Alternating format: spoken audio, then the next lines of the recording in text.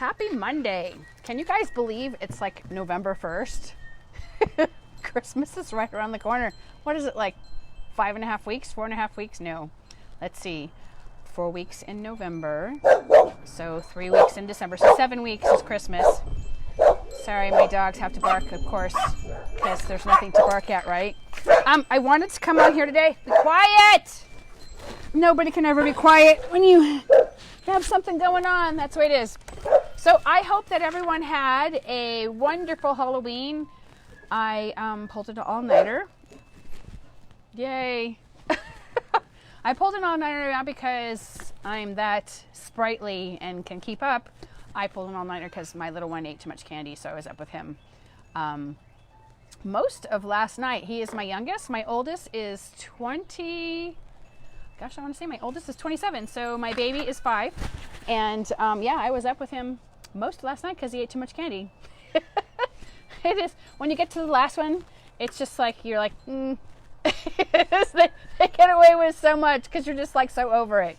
But I wanted to come out here and talk about how to gracefully fire a cleaning client. Occasionally, you will take someone, I know you guys have heard me talk about this before, but it needs to be addressed. I've seen some posts throughout the internet. When you take on someone, hi, I don't know who's there. When you take on a client, there should be a mutual respect that happens. If your client that you take on is really aggressive and pushy and demands to have all these things right away, and you're jumping through hoops and you haven't even cleaned yet, and I had this experience actually happen last week myself, even after all these years, it still has. Hi, Missy, how are you? And so it's super important that you have clear boundaries when you have cleaning clients, because a lot of times cleaning clients will just overstep. They just don't have a lot of sense of propriety. It's all about them, and I totally get that too. But you have to be able to stand your ground and gracefully bow out of the relationship. There's nothing like having a bad relationship with anybody. I used to do a lot of contracts where they'd prepay for the whole year. And once in a while, even though I had known them, they could see my little walking around in the background. He's going through all the leaves. There's nothing worse than having a contract with somebody that you just cannot stand, basically. And I've actually refunded money to clients who were just that difficult. So having clear boundaries is really important. And how to actually fire a client has to be done kind of tactfully, because you could end up in a bad spot. If you do it the wrong way, you could actually end up getting a bad review. They can go around from review site to review site to review site and just badmouth you. And we all work really hard on our reputations. And unfortunately, that's just the way it is. It's just, then you have to, come out here and ask us for reviews, and hopefully Yelp will service you in that area, even though we're writing reviews from other areas because the algorithm. But that's a story for a different day. But it's important that you gracefully bow out. So I, in the past, with the exception of the person last week, I'm on here, I'm talking. Okay, give me a second. So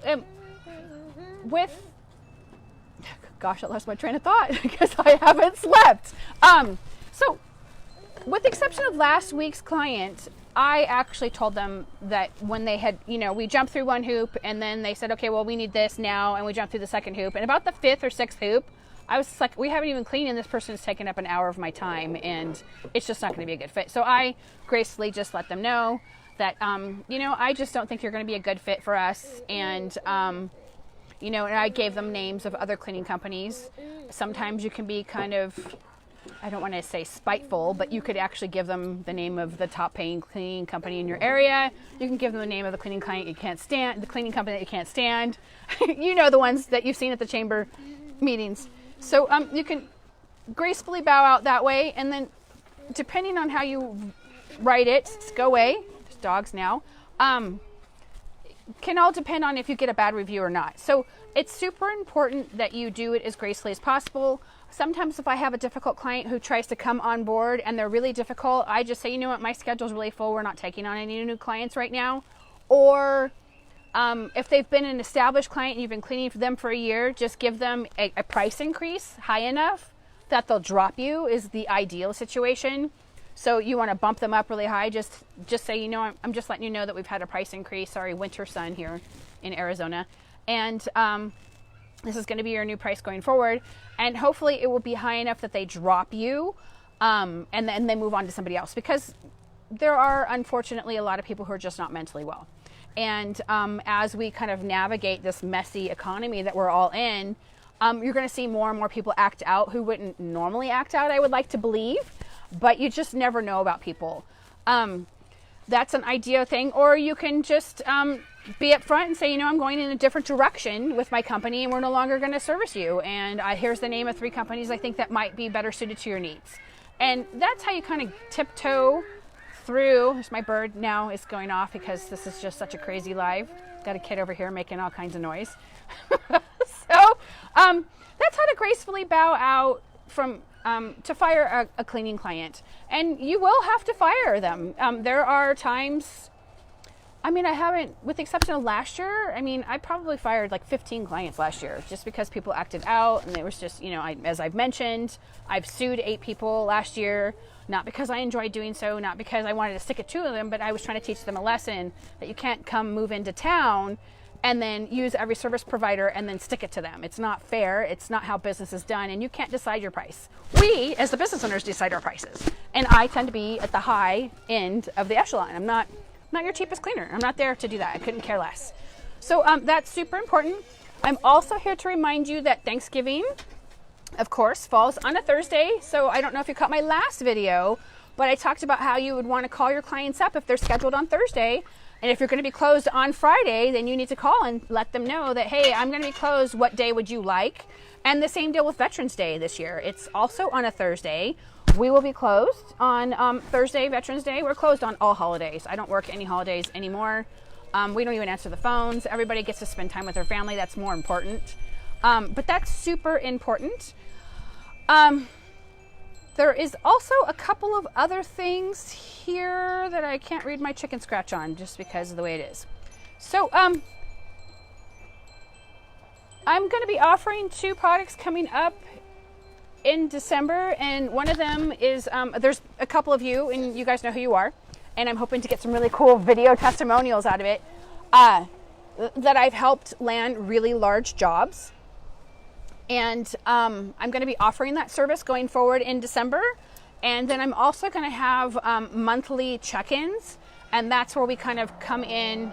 It's made as a supplemental add-on. Like if you go through the coaching program, the one-on-one mentorship, then that you would actually get that. And that's where you would check in once a month and we talk about your numbers and where you see that you need improvement. And I can kind of give you guidance on where I see that you need to go. So that'll be coming up in December as well. And I'm still, if you guys know of anyone in northern Arizona, I'm looking for 2 or 1 cleaner who is fully vaccinated. I don't want to have the discussion about vaccinations. You guys are all free to do whatever you want. I love you all. But these 2 are 84 years young and are deathly afraid of everything. So they really, that's a stipulation. 1 cleaner is actually, please don't do that.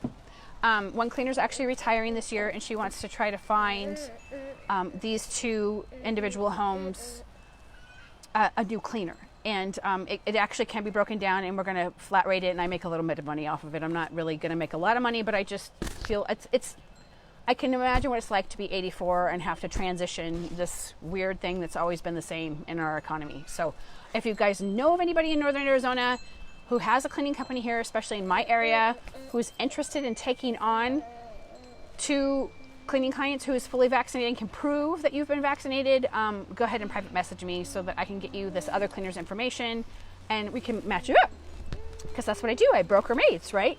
So that's all I have going for there. I have 2 spots left open this week if you want to talk to me and see if I'm your person to help your business grow. We're getting towards the end of the year. And you want to be good in a good spot and make some big plans, like forecasting what your business is going to do in the next 12 to 18 months so that you can grow and really scale and ultimately become mop-free. So that's super important as well. I look forward to hearing and talking to you guys, and I'm going to get going because my little man is starting to sing all to himself. We carved pumpkins today because we didn't have time with all of the Halloween costume and makeuping. So he was excited that he got to see a live candle with like without touching it, but it was there.